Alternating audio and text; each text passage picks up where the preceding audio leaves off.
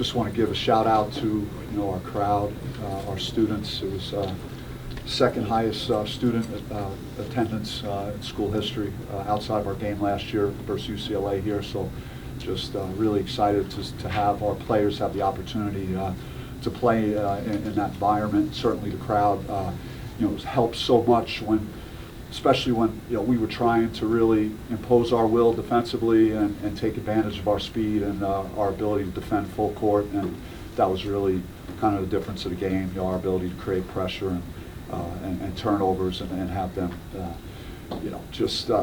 just be under pressure and uncomfortable most of the game, and we were successful in that area. Obviously, you're able to tell us how you really feel tonight.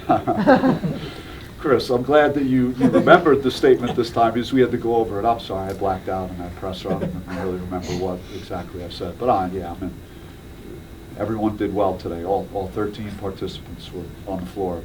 Were great tonight. Is this one really a testament to how well you were able to bounce back from an extremely frustrating loss to UCLA?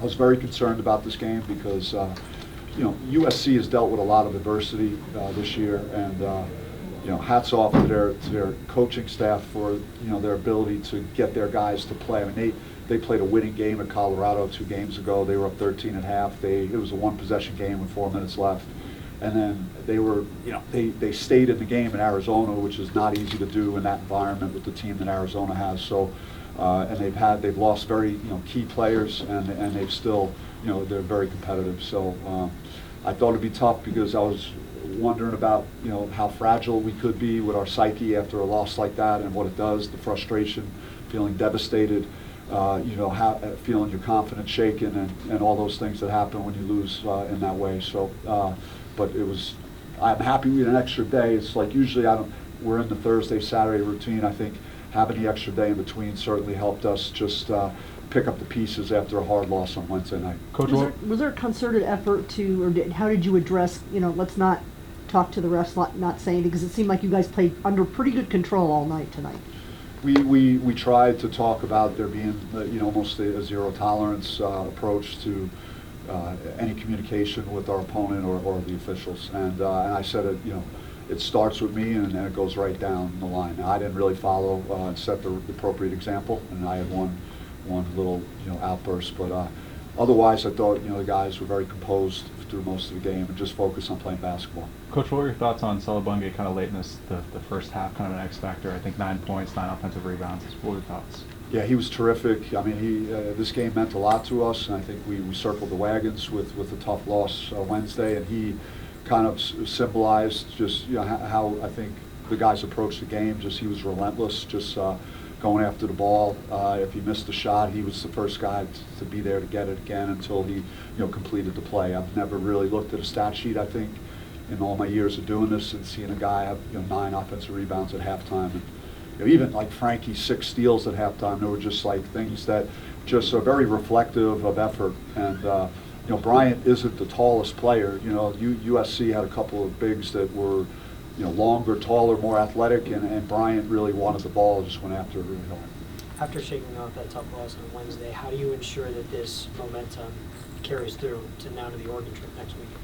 I shared with the team just now that it's just exciting to putting ourselves in a position to continue to play meaningful games. We're 5-2 now in the league, and we're going to go play a team that's most likely going to sit at the top of the standings. So that's the games you live for, having an opportunity to compete in, and they're having a really good season, Oregon, and we're just going to try and enjoy the win today, the bounce back to getting fresh again, having a good couple of days of practice, and get ready to hit the road. Coach, your team forced 20+ turnovers. How are you getting your team kind of set up to come into these games and have a defensive performance like they did? It's we talked about just with again, unfortunately for USC not having Collier, not having Boogie Ellis, you have to try and take advantage of that, and I think that was important. The guys really understood that, and we had that segment to end the first half, which was dynamite. Just the way we went on that run. I don't know if I've heard DFA that loud in a long time. Just the spurt that we went on that was fueled by, you know, our aggression on defense and the plays that we were making at that end of the floor. So we, you know, can we do that every time and it looked like it did today? You know, probably not, you know, but it was a part of a necessary game plan in order to beat this opponent today. The last two games with UCLA and Washington, it kind of felt like the second half really slipped away from you and potentially cost you the game. Did you feel like your team really turned the page in terms of closing the game tonight? Yeah, I mean, they're too good of a team with players to not make a run at us, and they made a couple of runs at us, cut it down to 3 and 5, I think, at one point. But you know, we had another response, and didn't love how we started like the first 3 possessions of the second half, but we immediately kind of rallied again, and I think we got a 10 count and were able to get back into that mode of being aggressive on defense. Bobby, you mentioned Frankie's 6 steals in the first half. How do you describe what he's bringing in like every statistical category and a leadership perspective? Yeah, I mean, he's playing at an elite all-conference level. I mean, he's you know, in terms of production of guys I've had in the past, like Trey Holder and Remy Martin, like he is like right in the mix, like how the impact he has. They're different types of players, but in terms of having an impact on winning, like he's, you know, his defense, the steals, you know, the passing through to Gaffney, you know, as the all-time assist leader, that was one that I was like, whoa, that was a tremendous pass.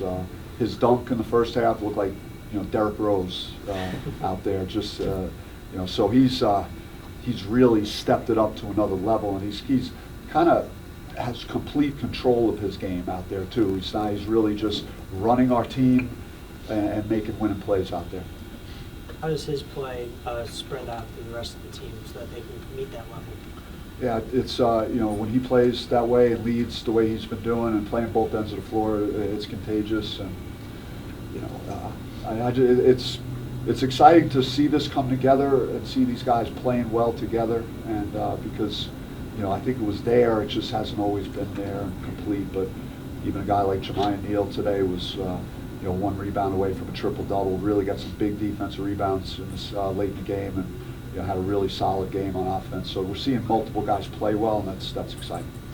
Coach, last time you were in here, you kind of talked about how you weren't happy with things at the free throw line, but today was kind of a flip of the script. Can you speak on what you guys, what the team worked on, or you know, kind of the side of your day in attacking the free throw line as it went really well?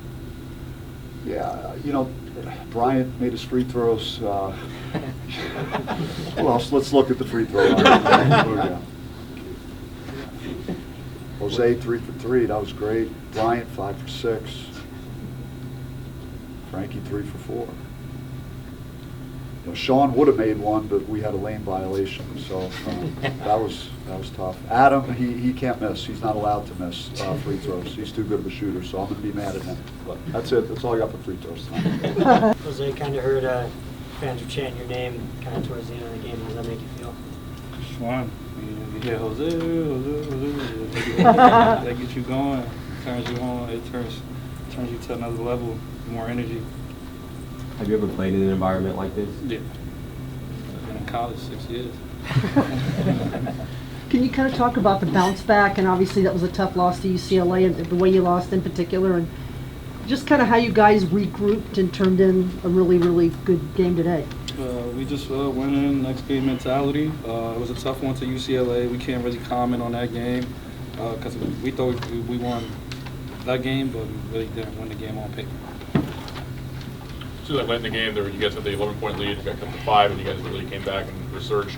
What do you feel like kind of went into building that 20-point lead to end the game? Togetherness, and everybody just buying in and learning from what happened against UCLA. You shot the ball really, really well tonight. Talk to me about your mindset offensively.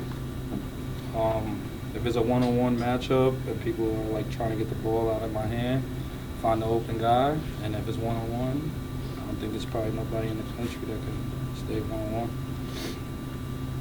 Did you see something on film that USC is extremely sloppy on offense that maybe helped you really generate more turnovers than usual? Yeah, Coach Hurley did a great job, and the whole coaching staff did a great job.